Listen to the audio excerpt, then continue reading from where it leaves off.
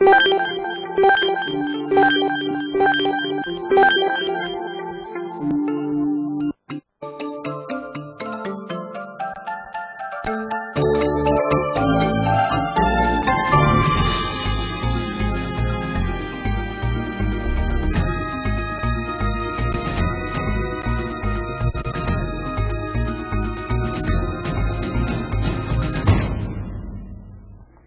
partir de agora você está no Questão de Justiça, um serviço de utilidade pública ao vivo aqui na UTV, sempre de quinta-feira na parte da manhã, que é retransmitido também pelos canais 972 da NET, TVA na cidade de São Paulo, com a rede ACESP, aí são 48 emissoras.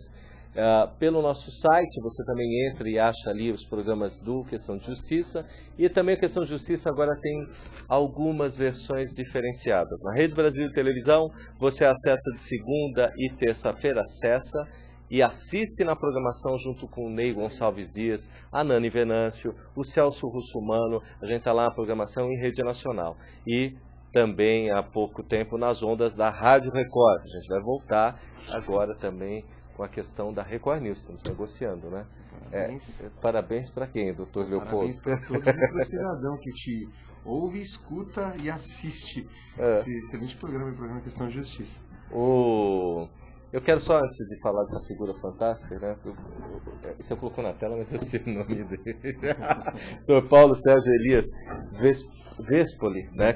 Vespoli. Eu não vou nem passar para ele, mas ele vem passar uma mensagem diferenciada hoje. Mas, Dr. Paulo, eu queria só falar hoje de dois acontecimentos. Pode até passar a imagem para ele, só para mostrar o meu entrevistado de hoje, né?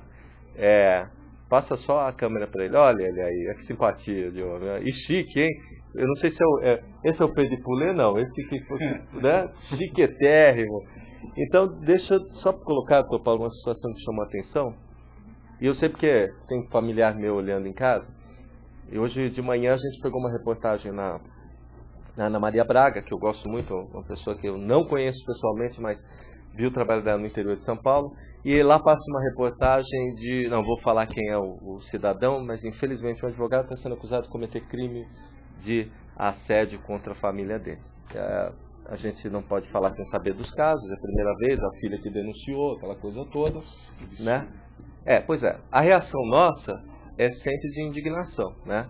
Eu, como sou pai, eu fico passado com isso. Eu não consigo imaginar um ser humano que faça uma situação dessa. Mas o doutor Antônio Carlos Malheiros, na semana passada, quando esteve aqui, o desembargador, que foi do Instituto dos Advogados, amigo nosso, ele cuida de uma área no Tribunal de Justiça que é exatamente da infância e da juventude, que relatou casos assim que me desesperaram aqui. Que se fosse na lei do presídio, o sujeito nem passava da porta. Então, para não ser injusto, que a gente fala de justiça, eu acho o seguinte, tem que se averiguar, porque agora começa aquele processo do sujeito vai ser um inquérito, aí o delegado que já está intimando ele, aquela situação toda, mas de qualquer forma, né? Antigamente a gente falava que sinal de fumaça é um complicativo, né? Se for realmente nessa linha, eu acho que tem que mudar as leis no país, sabe? Com certeza. Porque não é possível. Eu acho que a imprensa ela tem assim, um excelente papel na sociedade, ela traz mesmo, ela informa o cidadão do que vem ocorrendo e ela traz uma reflexão sobre diversos valores. Eu acho que a imprensa tem um papel primordial, mas realmente existe essa questão. A justiça tem que avaliar ali o que realmente está acontecendo, se é verdade, se existem provas de autoria, materialidade, enfim, né? Você acha que você está completamente coberto de razões. Afinal de contas, eu acho, doutor Paulo, que é o seguinte, ele não quer escutar nada disso, né? Principalmente vindo do operador de direito, né? Mas que isso seja averiguado rápido, para que já criou essa celeuma com esse cidadão. Quer dizer, isso já vai ficar aí para Nossa, sendo advogado, então fica aquela pois é terrível isso. Mas também hoje o Dúcio, eu também vi, né? Você vê que tem os dois lados. Então, hoje o Dúcio faz um manifesto dentro das redes sociais que um advogado foi atacado não só verbalmente como fisicamente por um juiz. Quer dizer, nossa mãe do céu, onde a gente está indo, né? E se não bastasse a violação das prerrogativas, que é uma bandeira que o Dúcio levanta, que eu acho que é primordial, e eu acho que tem que ser defendido isso. Acho que o exercício da profissão do advogado, essa profissão que contribui muito com o aprimoramento do Estado Democrático de Direito. Então, tem que defender as prerrogativas dos advogados aí, e se violar as prerrogativas, tem que representar a autoridade que não respeita a profissional do direito. Dos dois lados, acho que tem que ser feita justiça. Tomara a Deus que essa situação seja uma outra, enfim, não dá para... A menina até fez depoimento. A gente não é jornal sensacionalista aqui, mas de repente, né? A gente está próximo. Então, Leopoldo, apresenta o nosso convidado. Paulo Sérgio Elias Vespoli, coordenador da Comissão de Cidadania e Ação Social lá da OAB do Tatuapé, mas que também representa a instituição lá na OAB Seccional São Paulo, junto à Comissão de Cidadania lá, junto com a Lúcia Bludeni e todos os colegas lá da OAB Seccional, o doutor Paulo Sérgio Elias Vespoli, um especialista e que é advogado já há muitos anos, Walter. Eu conheço o doutor Paulo, né? É que eu já estou mais velhinho que o doutor. O doutor Paulo, ele já, quando a gente frequentava o Tatuapé, com o Bustamante, que estava lá, o Bustamante deu uma época, teve o Matheus, né? O César, então, e outro Tatuapé é uma terra muito bonita, né? Eu sou suspeito para falar, Tatuapé. Né? Doutor Paulo veio falar de uma situação que, fora conhecimento como advogado, uma situação que eu tenho vivenciado muito pouco, que é quando me acidentei há uns dias atrás e fiquei uns 40 e poucos dias, né, andando para lá e para cá, mas com o coração, a gente estava conversando aqui, a força desse homem, depois é uma coragem que ele veio falar aqui hoje, porque assim, falar da situação, da superação que ele teve, superação como profissional do direito, entendimento, olha que situação diferente, né? E eu queria que o senhor contasse um pouco o que aconteceu, porque assim, para mim virou um exemplo, né? Eu sofri uma coisa muito pequenininha perto do que o senhor teve agora, doutor Paulo. E essa superação toda é um exemplo para a gente.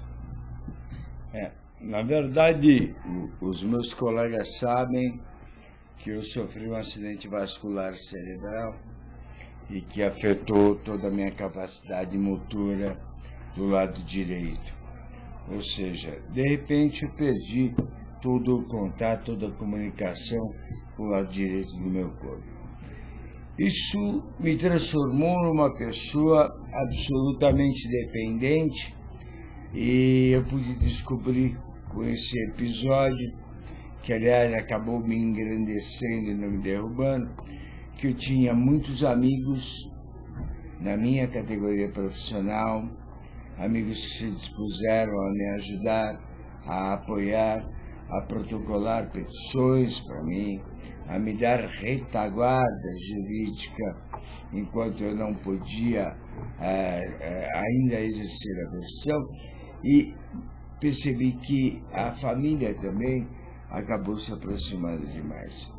Então foi um evento muito ruim, cuja recuperação é muito lenta e muito sofrida, mas que acabou acrescentando na minha vida. A minha ideia é que a CAASP ou que a OAB, eu não sei quem é responsável pela edição dessas revistas voltadas aos advogados, como a revista do advogado, que é mais jurídica, talvez a CAASP tenha alguma outra publicação mais específica, pudesse falar sobre os problemas que levam o advogado a se sentir travado, tolhido no exercício da sua profissão. Logicamente não é só o AVC, há uma série de outros acidentes que podem fazer com que o advogado se sinta fragilizado, e a CAASP poderia dar uma retaguarda, dar um retorno orientando o advogado sobre questões legais, sobre questões psicológicas, porque o psicológico fica muito afetado, e sobre o dia a dia, enfim. No meu caso especificamente, não apenas, graças a Deus, consegui uma recuperação maravilhosa, já me locomovo por conta própria, ainda não tenho autonomia total, porque ainda não consigo conduzir veículo automotor, então dependo de transporte, mas no meu caso a situação já está sob controle e eu já tenho projetos para retornar à OAB, que me deu uma força incrível, através dos meus colegas de comissão, através da diretoria, através dos funcionários, todo mundo estendendo a mão, mas eu já tenho projetos para retomar em 2012, já no começo das atividades de 2012, o nosso projeto da transmissão do ECA, da criança e do adolescente, para os alunos de escola pública. Posso só esclarecer? Na verdade, esse trabalho que o Dr. Paulo realiza lá na subseção do Tatuapé já ganhou aí os horizontes. Ele atendeu no primeiro semestre no primeiro semestre de 2010, segundo semestre de 2010, ele já atendeu aí mais de 2.000 alunos da escola pública, fazendo um trabalho de cidadania, um trabalho dentro das escolas, passando informações aos alunos, informações sobre direitos e deveres do cidadão. E aí um trabalho mais específico voltado à criança e o adolescente. O Dr. Paulo, e aí não é nenhuma não seria, como que eu posso mencionar, né? Acho que eu tenho que falar a verdade, né? O Dr. Paulo realmente tem esse brilho, essa luz, e busca aí dentro do seu trabalho direcionar uma efetividade nesse trabalho extremamente voluntário da instituição. Ou seja, a instituição hoje, para quem estiver assistindo, só para tentar esclarecer, a instituição ela realiza um trabalho, a OAB tem a sua função de realizar um trabalho institucional voltado não só aos advogados, mas a toda a sociedade. Existe uma comissão chamada Comissão de Cidadania e Ação Social. O Dr. Paulo coordena uma dessas comissões e faz um trabalho dentro da escola, em parceria com o projeto OAB Vai à Escola. Muito interessante. Cartilha e tal. Eu posso dividir tudo. Posso fazer umas perguntas, Dr. Paulo? Acho que é tão importante esse momento que o senhor passou aqui, porque eu tenho que confessar para o senhor que eu não tenho essa luz toda que o senhor teve, né? Eu, em determinados momentos, nesse pequeno acidente que eu tive, que foi um pé quebrado, eu me senti totalmente debilitado, né? E tem gente em casa, na minha casa, que sabe disso, que nesses momentos que a gente está lá extremamente sozinho, e que você vê alguém abrindo a porta e trazendo um prato de comida, uma pessoa que vem te visitar, enfim, aquilo para mim era tudo, porque assim, eu não podia me movimentar, eu não podia pegar um carro, né? Eu não podia, eu ficava imaginando, puxa vida, será que as pessoas vão passar aqui para poder trabalhar? Quer dizer, depender de alguém para poder fazer alguma coisa. E o senhor me fala coisas que assim, eu estou vivenciando, né? É difícil explicar isso para os outros. Para poder tomar um banho, você esperar que alguém monte uma cadeira para você tomar banho. Olha que situação, doutor. A gente não um dia está andando, correndo, OAB, instituição, não sei o quê, assim, entre aspas, somos referência, e no outro dia completamente parado. E aí, imagina para o Paulo. Então, assim, eu conheço ele. Doutor, aí o senhor me falou de uma situação que o senhor comentar, precisa de exemplo, para mim virou um exemplo, já estou tomando exemplo todos os programas, né? Mas nessa situação, doutor Paulo, como é que é ser uma pessoa que defende os direitos humanos dos outros, defende o cidadão no momento da pior coisa, que é uma ação contra ele, e aí se sentir nessa situação de compreensão da limitação, doutor? Isso desculpa perguntar isso, mas eu tive um retorno fantástico. Tudo que você faz acaba voltando para você, seja bom ou seja ruim. Eu acredito nisso. E eu tive um retorno fantástico. Eu tive um apoio maravilhoso de pessoas maravilhosas, de um quilate extraordinário. E, inclusive, aproveito a oportunidade para agradecer a todos por toda a ajuda direta ou indireta, que acabaram contribuindo para manter a minha cabeça e o meu espírito altos. Porque é muito importante que você saiba que isso é transitório.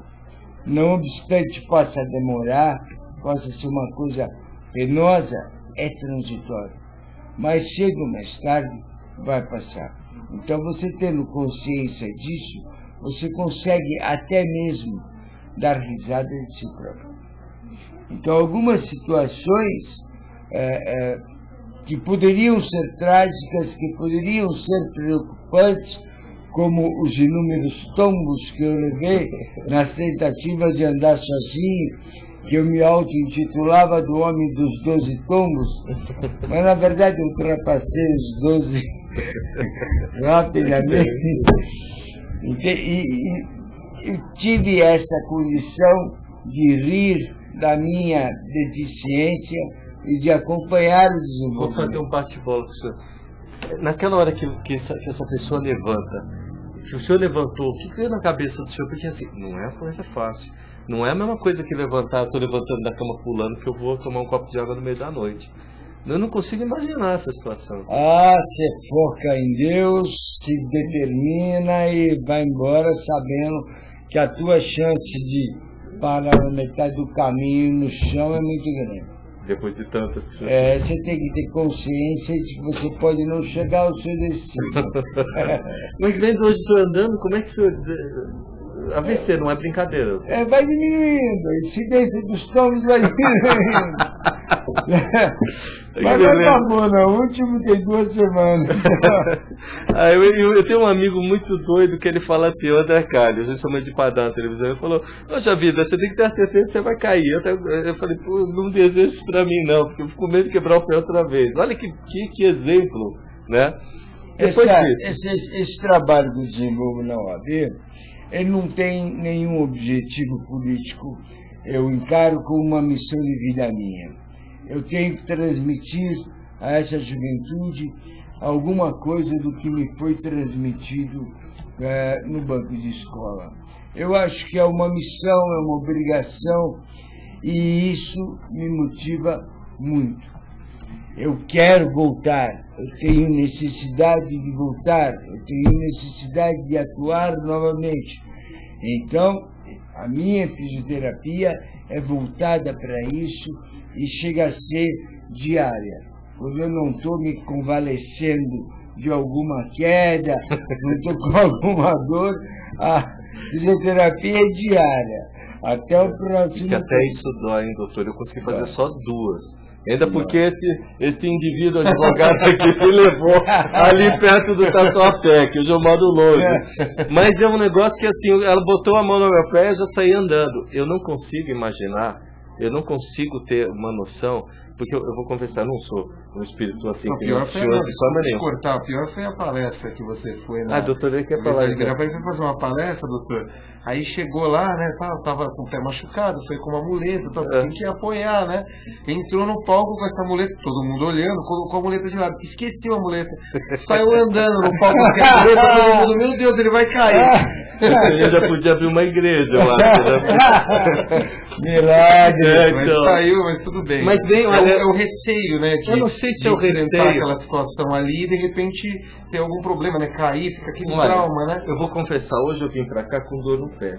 Só de eu estar fazendo essa entrevista, já passou que essa coisa boa de saber, essa coisa de chegar a algum lugar, quer dizer, essa vontade que eu tenho de fazer uma fisioterapia, acho que quem nunca fez não sabe o que é isso. Mas psicologicamente é muito complicado, né? Porque o teu cérebro perde toda a conexão com o lado do teu corpo que foi afetado. Então você para de ter qualquer controle sobre a sua perna, sobre o seu braço, no meu caso o lado direito ficou com um déficit muito importante. Então não adianta você olhar para a perna e falar mexa-se, porque ela não vai se mexer. Mas você já está mexendo. Mas isso foi um trabalho grande. Começa a ensinar o cérebro de que é possível mexer a perna, de que é possível mexer o braço, mostrar a ele a utilidade da mão, para que serve o pé, para que servem os dedos. E aí você devagarinho, utilizando a outra mão, vai mostrando para ele como é que funciona, reaprendendo como se fosse uma criança de 58 anos.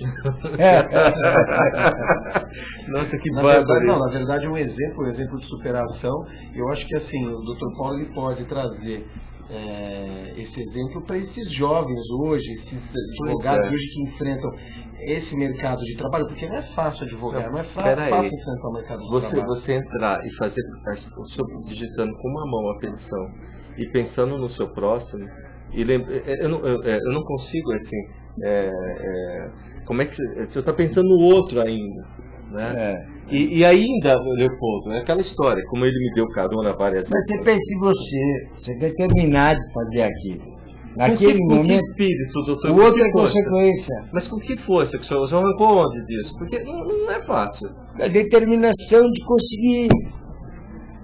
Sabe, quando você percebe que o teu cérebro deixou de reconhecer uma parte do teu corpo e que você conseguiu fazer com que outra parte do teu cérebro assumisse aquelas funções, reconhecesse, quisesse, colocasse para funcionar, você descobre que a sua capacidade é muito grande. Se você tiver determinação, você acelera essa recuperação. Se você não tiver, você vai acabar se recuperando. Se você fizer bem feito, você recupera direito. Se você fizer mal feito, você recupera torto. Você acaba se recuperando, mas anda torto, se mexe torto. Então, como tudo na vida, você tem que seguir uma orientação e ter determinação para fazer aquilo e um objetivo. Você tem que fixar um objetivo para você. Eu, particularmente, eu fixo o objetivo.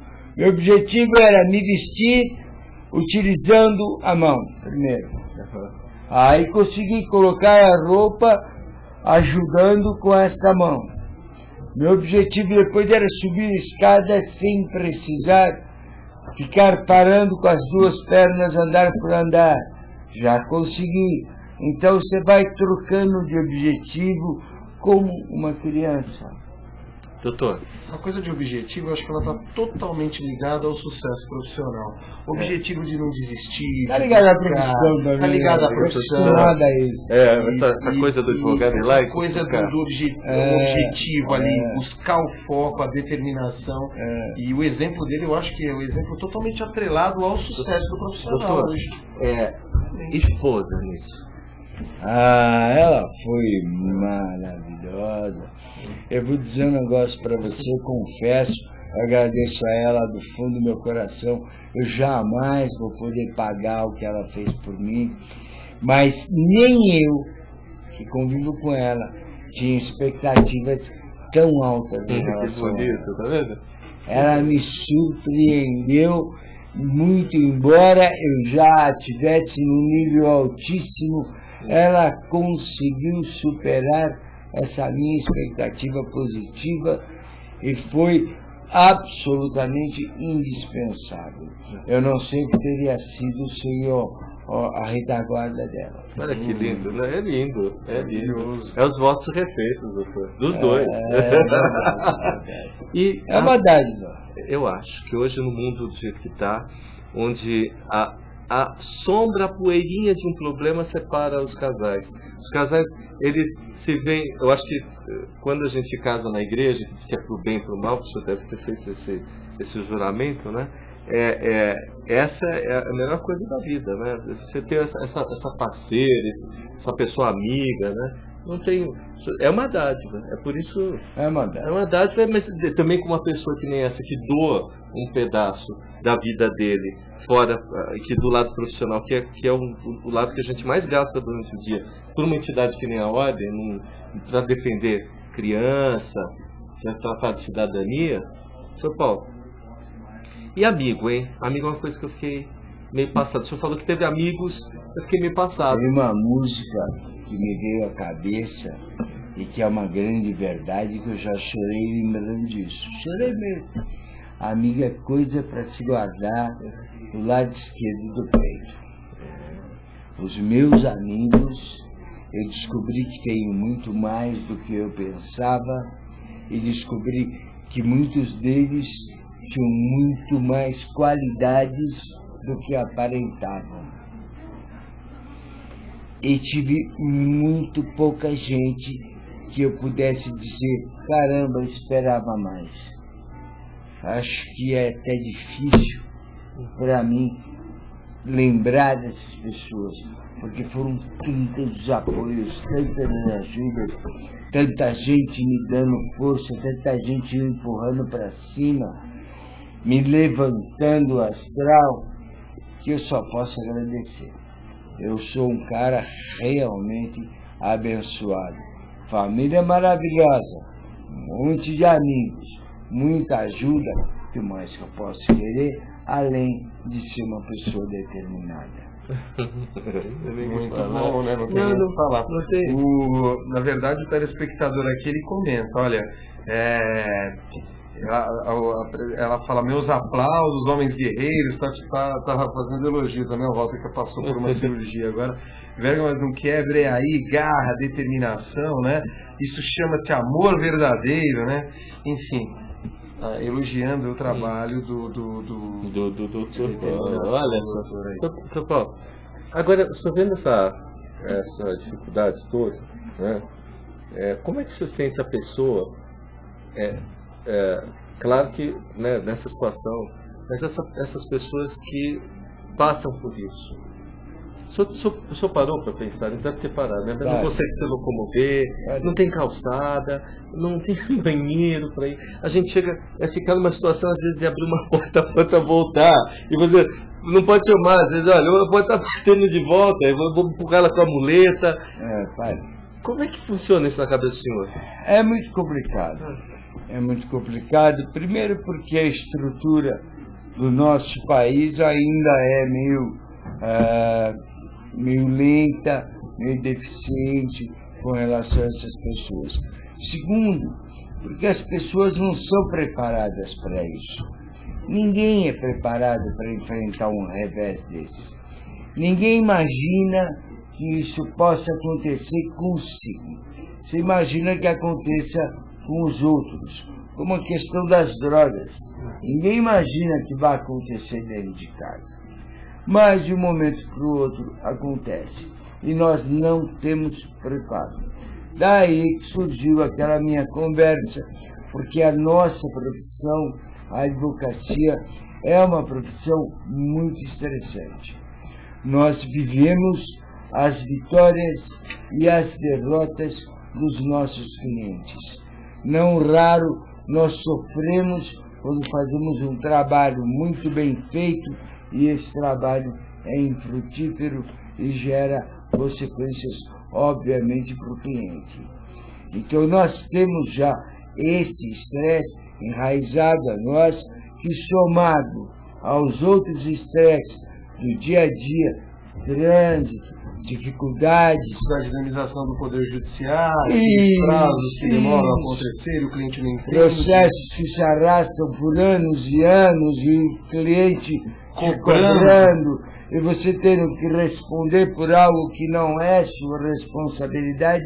Isso me leva a pedir à CASP, que é um órgão da OAB, competentíssimo, o Dr. Canton, que é amigo meu e por quem eu tenho distinta consideração, é uma pessoa maravilhosa, que analisa a possibilidade de preparar o advogado para momentos tão difíceis como esse que eu enfrentei.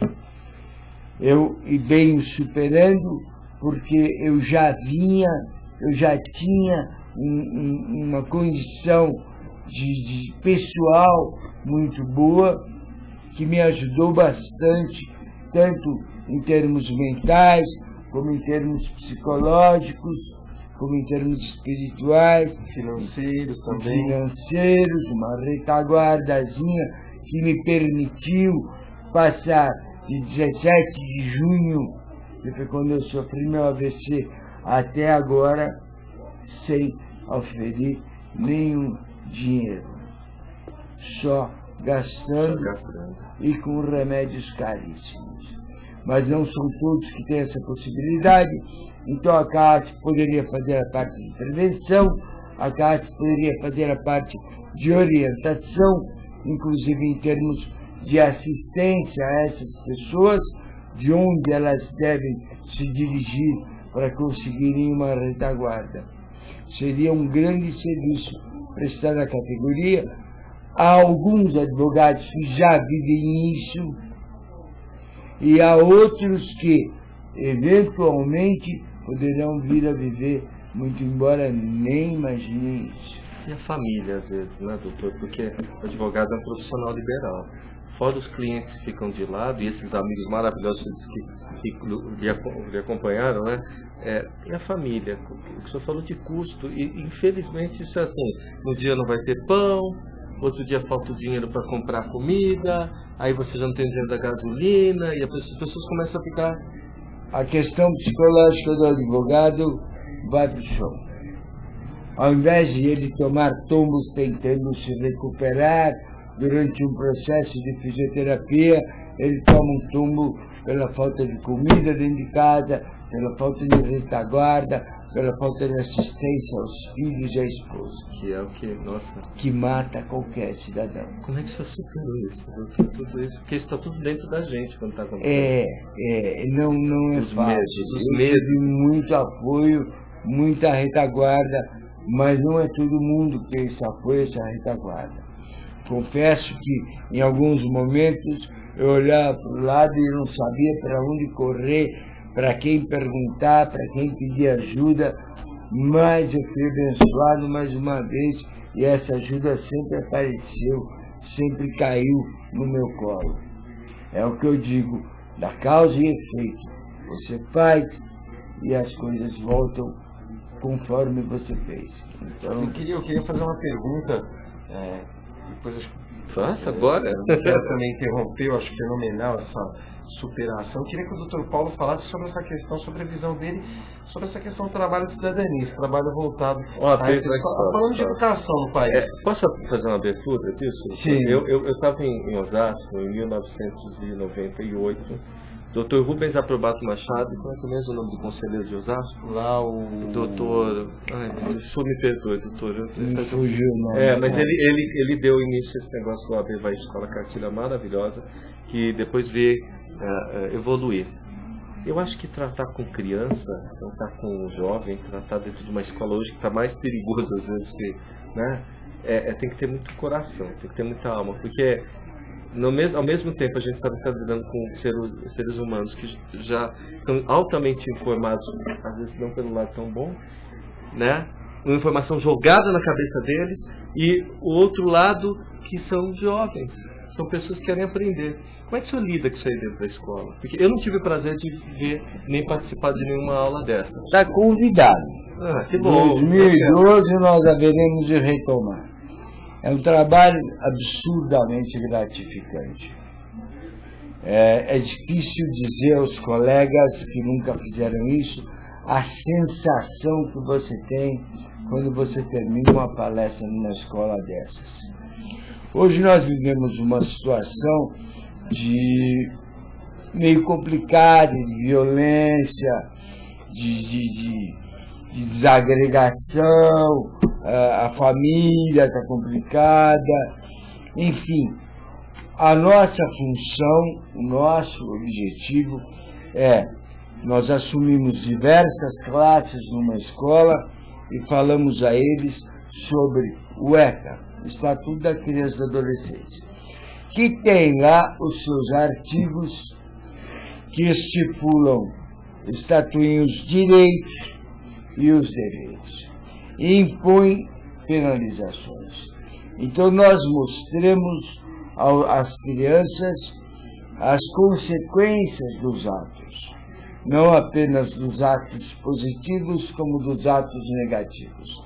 Tiramos deles a ideia que foi erroneamente colocada na cabeça deles por algumas pessoas da mídia, de que a menoridade gera a inconsequência. Isso não é verdade. Então nós traduzimos algumas decisões judiciais, nós reportamos casos que a mídia divulgou, as consequências desses casos, nós falamos sobre tráfico de drogas, diferenciamos o tráfico do porte, nós falamos sobre aborto, nós falamos sobre as coisas que afligem essa garotada dependendo da classe em que nós estamos. Agora, doutor Paulo, nesse diapasão, ainda dentro dessa linha que o senhor está abordando, e aí levando em conta os comentários aqui da produção, da direção do programa, a dona Ilda Siglione está conectada conosco lá no Weblink, queria perguntar para o senhor o seguinte, fazendo um paralelo, já que o senhor aborda com tanta propriedade essa questão do amor, essa questão do foco, essa questão da família, qual a sua opinião sobre esse caso de Bauru, que assediou até prova em contrário, a filha, a cunhada menor e o próprio filho de apenas 9 anos. A sua opinião? A minha pessoal? É pessoal. Independentemente de... Aliás, não sabemos qual a minha opinião pessoal é de que as acusações foram múltiplas. É muito difícil que haja conluio entre todas essas pessoas com o objetivo de prejudicar o cidadão. Se fosse apenas uma pessoa, poderíamos dizer que deveria haver alguma rusga entre elas, mas são várias pessoas, a acusação é múltipla. Acho que as consequências da investigação, inevitavelmente, vão concluir pela procedência das acusações. O senhor acha que o ECA deveria ser revisto nesse aspecto, já que temos aí o Estatuto da Criança e do Adolescente com leis e mais leis, lá normas e mais normas, o senhor acha que deveria? Não, nosso ECA é adiantadíssimo e é um modelo mundial. E por que às vezes o sujeito... na verdade eu sei um pouco do caminho por que disso, mas acho que é bom a pessoa que está em casa escutar. Por que às vezes o sujeito fica impune, doutor? Que nem tem caso, o sujeito foi acusado de tudo isso, mas aí não tem prova, está solto. Aliás, no próprio caso desse senhor aí, eu vou até omitir a profissão dele, o juiz achou que não era perigoso, ele está solto até porque ele voltou de outro país para cá. Mas por que dá essa sensação de impunidade aqui? Por questões técnicas, né? A nossa legislação penal é uma legislação branda e é uma legislação que permite muitos recursos, sim, infelizmente. Então, por questões técnicas, veja, ontem houve a condenação daqueles rapazes que jogaram outros 2 rapazes pela janela do trem, um deles faleceu, o outro teve o braço amputado, foi condenado a mais de 30 anos de reclusão, mas por uma questão técnica, porque foi concedido um habeas corpus, vai aguardar o julgamento do recurso em liberdade. Então, essa possibilidade é uma possibilidade legal, se bem arguída, não há nada a se fazer, e ela se aplica a todas as pessoas de posse e as pessoas sem posse. Então, o que a lei permite, certo ou errado, está dentro da lei. Não se pode fazer absolutamente nada. A menos, é lógico, que se altere o espírito da lei. Se torna a lei um pouco mais rigorosa. Mas, caso contrário, o que podemos fazer é lamentar a liberdade dessas pessoas. É lamentável, e nesse caso específico de Bauru, foram determinadas medidas preventivas de distância mínima a ser mantida entre os acusadores e o acusado. Que coisa, né? Doutor, eu posso ir, então, permeando essas coisas? Eu também queria a opinião do senhor com esses constantes acidentes de carro. Um deles culminou na morte de um parente, ex-parente, né? A mãe da minha ex-namorada, mas é assim, às vezes a gente sente uma sensação de impunidade, porque o carro para mim virou arma. Virou paciente. Não, mas eu agora estou tomando essa consciência. Eu juro para o senhor, 43 anos, o carro virou arma, não deve ser dado na mão de qualquer um. Não. E as pessoas ficam impunes, porque é doloso, porque é culposo, enfim, alguém morreu.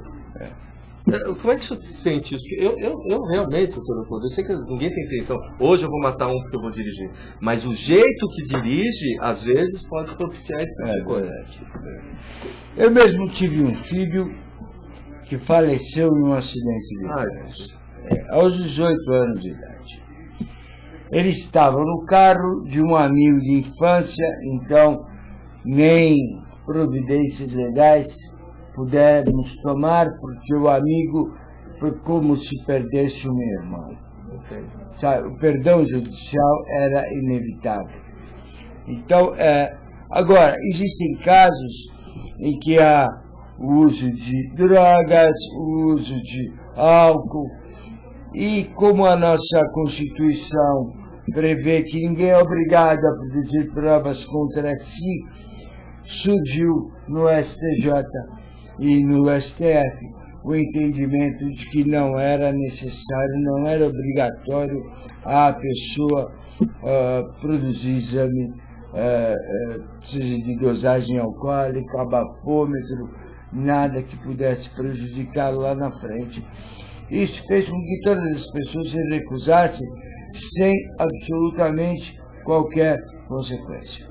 Assim como hoje a pessoa se negar a realizar o exame de paternidade implica no reconhecimento automático da paternidade, na indução ao entendimento de que se ele se recusa é porque teme o resultado, a mesma coisa deveria acontecer em relação ao trânsito. Sim, com certeza. A pessoa deveria ser obrigada a realizar o teste de dosagem alcoólica e, eventualmente, se houvesse sinais visíveis de uso de qualquer droga, também a submeter a exames que constatassem o uso dessas drogas. E a legislação deveria ser também um pouco mais pesada. Eu acredito que hoje a justiça vem evitando, e muito, talvez pelo excesso da população carcerária, a figura do dolo eventual. Então, o que acontece? Todos os eventos, com a pessoa embriagada, sobe na calçada, atropela uma mulher com a sua filha, mata os dois, destrói uma família e responde por um homicídio culposo. Agora, doutor, e a questão da fiança? Porque a lei mudou. Hoje se aplica uma fiança até um teto X aí, mas um teto extremamente alto que fica ali a critério daquele que aplica a fiança. Aí eu digo ao doutor, qual a sua opinião em relação a essa fiança, essa nova perspectiva da legislação hoje de punir ali o cidadão pelo descumprimento de uma norma através de uma forma administrativa ali, pelo bolso? O bolso dói mais que a consciência, doutor? Em alguns casos dói mais que a consciência, porque as pessoas, o sujeito bebe no bar, sai com o carro, mata 2 ou 3, e depois ele passa o resto da vida alegando inocência. Todas as provas são contra ele não respeitou a sinalização obrigatória de parada, enfim, ele procura atribuir a culpa ao outro, mas ele não deveria estar ali naquele lugar. Como se houvesse compensação no direito criminal, coisa que não há. Então eu acho que não deve haver fiança para qualquer homicídio que seja doloso. Eu acho que o culposo permite fiança. O doloso não deveria permitir fiança, porque o doloso implica na intenção de cometer o delito.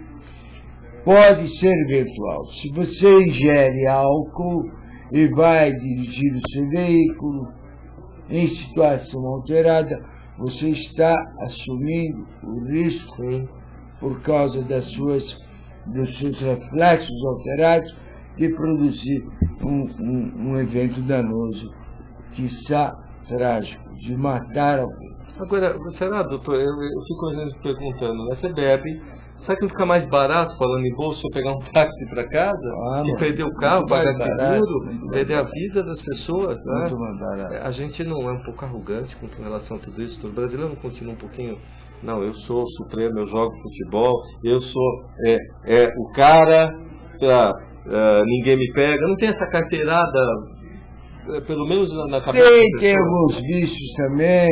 O brasileiro precisa se conscientizar de que o que é bom para ele é bom para os outros. O que é ruim para ele é ruim para os outros. Não adianta o cidadão reclamar se na verdade ele quer levar vantagem em tudo, se na verdade ele quer pegar aquela vaga na rua que é proibida, que é para idoso, que vai atrapalhar quem vai sair, se na verdade no trânsito ele abre a janela e joga coisa para fora pela janela, porque isso é hipocrisia. O brasileiro precisava mudar o seu modo de pensar. Ele deve pensar positivamente. O que ele quer para ele, deve querer para os outros também. Não só para ele. Porque é a velha história da vantagem do gesto, não é? Que é horror. Mais um monte de perguntas, né? Nossa, na verdade, só elogios aqui. Eu gostaria de cumprimentar todos os advogados e advogadas presentes aqui ao vivo, ligados aqui com o programa Questão de Justiça, advogados que estão todos assistindo aqui o programa, deixaram uma saudação aí. Aqui tem um negócio que a Hilda está falando que é interessante. A Hilda está falando sobre essa questão que o governo está pretendendo, através de uma lei, fazer com que o indivíduo que causou um acidente, desde que haja intenção em causar aquele acidente, que ele seja responsável pelo pagamento dos seguros ora vigentes. E aí, nesse sentido, doutor, o que o senhor acha dessa questão? A seguradora se defende, né? Na verdade, isso aí seria papel da seguradora, que a seguradora é uma entidade privada. O que o governo está querendo fazer é tirar o dele, a responsabilidade dele, com seguro obrigatório, DPVAT, atendimento hospitalar. Então, como o INSS tem uma despesa muito grande com esse tipo de evento, de acidente, está querendo que, desde que caracterizada a culpa, a pessoa já assuma a responsabilidade pelo pagamento das despesas médicas. O que o governo está fazendo é tirando só o dele. Aliás, eu não sei se já deve estar no fim do programa, eu não sei. Alguém pode dar uma luz? Tem? Está no fim já? Doutor, vou chamar só mais uma pergunta. Deixa eu passar. Não, então, tá vendo? Não dá para terminar o programa. Não dá. Como é que o senhor agora, porque o senhor passou esse tempo, deve ter sido na televisão, né? Eu estou fazendo essas perguntas pelo que eu senti também, né? Quando a gente vê, por exemplo, reportagens, outro dia eu vi de uma senhora que ficou indo para... Ela foi em 7 hospitais. É uma vergonha. Como é que pode? É uma vergonha. Ela pulou para 7 hospitais e o sujeito fica aqui, não, isso aqui não dá por conta disso. Então, e a senhora está com o pé machucado e não sei o quê. E no fim, uma dó, ela caiu no carro assim, de cansada que foi, e no fim ninguém resolveu nada. É uma vergonha. Como é que... O que o senhor sentiu? Porque a gente, nessa coisa da impotência, a gente começa a sentir tudo que está em volta. Falando de indignação, eu me senti absolutamente indignado. A sensação de repúdio total, e acho que o governo deveria, ao invés de se preocupar com as sociedades seguradoras, que são sociedades voltadas para fins lucrativos, deveria se preocupar mais com a população está abandonada, a saúde está relegada a segundo, a terceiro plano. Não adianta as emissoras de TV e de rádio fazer cobertura de situações em comunidades, promete-se mudança e fica só na promessa, volta-se tempos depois e está exatamente a mesma coisa. Então, o governo deveria se voltar mais para usar a verba pública em prol da sociedade, ao invés de fazer esse tipo de campanha, que na verdade é uma campanha de economia que se transforma em arrecadação. Meu Deus do céu, tem mais alguma coisa? Eu queria que o doutor Paulo mandasse uma mensagem lá para o nosso presidente, que ele não está no chat, está ao vivo conosco, mas eu vi que ele está na rede. O doutor Hudson, lá presidente da OAB do Tatuapé, que é amiga, colega nossa, lá vem realizando um excelente trabalho na OAB do Tatuapé, e é a instituição, é a subseção em que o doutor Paulo coordena, né? A Comissão de Cidadania vai estar voltando agora em 2012. Queria que o doutor Paulo mandasse uma mensagem lá para o doutor Hudson, querido doutor Hudson. Queria mandar um abraço para o meu amigo, prazerosamente, é um prazer desfrutar da sua amizade. Queria mandar um abraço para o meu amigo, o meu companheiro de batalha, agradecer, porque devido a essa situação que eu estou vivendo, eu tenho tido dificuldade para fazer caixa, tenho vivido de recursos que eu já tinha, então pedi ajuda à OAB, a OAB está procurando formas de me proporcionar alguma renda que seja compatível com essa minha dificuldade, né, de locomoção. E eu quero agradecer ao Dr. Hudson pelo apoio, pela força que ele me emprestou esse tempo todo e dizer que eu tenho um conceito muito alto. A OAB do Tatuapé está muito bem representada, não apenas pelo senhor, mas pela sua diretoria e pelas suas comissões. Muito obrigado por tudo. Eu ia falar até do jornal aqui, posso falar no próximo? O Jornal do Meio-Dia, só para depois fechar aqui, ó. Eu sou vice-presidente de uma associação de jornalistas, né? Olha aqui, é Paulo, né? É o Gabriel. Gabriel, parabéns. A gente vai falar da próxima vez isso aqui, porque é assim que faz jornalismo, tá? Gostei muito. Aí, o Vila Formosa. Vila Formosa vou deixar para a próxima. Que é colega de vocês, tudo. Mas deixa eu falar uma coisa, Dr. Paulo. Eu acho que a gente tem que agradecer ao Dr. Hudson, né, amigo nosso, Dr. Leopoldo, que está trazendo figuras assim. O Malheza é meu amigo, mas às vezes a gente, essa coisa de amigo não vem e tal, e o Leopoldo, ele está trazendo exemplos de cidadania. E aí que eu quero fazer esse link. Eu acho que todo mundo é amigo, mas a gente ganhou aqui com o senhor. Eu vou falar, eu ganhei pessoalmente, eu vim reclamando de uma dor. Eu vim chateado hoje com a falta, eu não consigo, tal. E o senhor me deu uma luz, doutor. Eu não sei nem como falar assim, eu vou fazer mais 1000 vezes a fisioterapia e dizer que eu estou apto a tomar qualquer tombo que eu achar necessário. Graças a Deus, você está muito bem. Mas não é que o senhor inspira a gente. Olha, eu agradeço, não é só por mim, eu agradeço que às vezes a gente pensa assim, que no futuro, que está próximo aí, esse futuro que está aí na cara com esse negócio da internet, a gente fica numa preocupação de deixar, eu tenho filha pequena, o futuro para os próximos, né? E agradeço que o senhor me deu a chance de agradecer a minha família, que é a minha irmã, minha mãe, os meus amigos, porque só a gente sabe, esse momento, essa dificuldade de locomoção, fica essas pessoas. E agradeço o senhor estar aqui. Nesse exemplo de carinho, da esperança que ainda há amor, com uma esposa maravilhosa dessa, né? E uma família e amigos que fazem com que o senhor fique aí fazendo o que o senhor está fazendo por nós. Advogados, jornalistas, população, exemplo de cidadania como o senhor está fazendo agora. Doutor Paulo, obrigado, viu? Eu agradeço a oportunidade de vocês, o carinho, eu tenho muito carinho por vocês, tenho amizade sincera pelo Dr. Leopoldo, que é uma pessoa extraordinária, extremamente carismática. Já te conhecia de outra oportunidade em que eu estive aqui. Você está ótimo. Obrigado. Maravilhoso. Melhor que o Dr. House. Mas eu acho que agora o Dr. House pra gente ficou ótimo. É referência. Pelo referência, doutor. É uma chique você andar assim. Né? E não eu acho que só o programa Só Isto existe por figuras que nem o senhor. A mamãe, quando começou esse negócio lá atrás, e eu tenho orgulho de falar isso, ela tinha essa noção de direito e dever. E a gente só figura transportando o que o senhor pensa para as terras. Ela fez uma pessoa de uma visão privilegiada. Doutor, fala assim que hoje eu não aguento mais. Doutor Paulo, obrigado. Quando é que o senhor tem que voltar aqui, né? Não, eu tenho que dar a mão. Para fazer a já estou começando a usar a mão. Já está ótimo. E vai vir aqui para a gente falar de novo desse negócio do adolescente, de estatuto, eu não me conformo. É um assunto interminável, palpitante. E eu adoraria poder retornar para falar exclusivamente disso. Tem que vir, porque não adianta a gente olhar mais as crianças invadindo loja e achar que a culpa é deles, né? Sair com tesoura na mão, como aconteceu esses dias com a moça. Não é culpa, não é deles. A culpa é no geral, né? A gente precisa ter uma noção, né?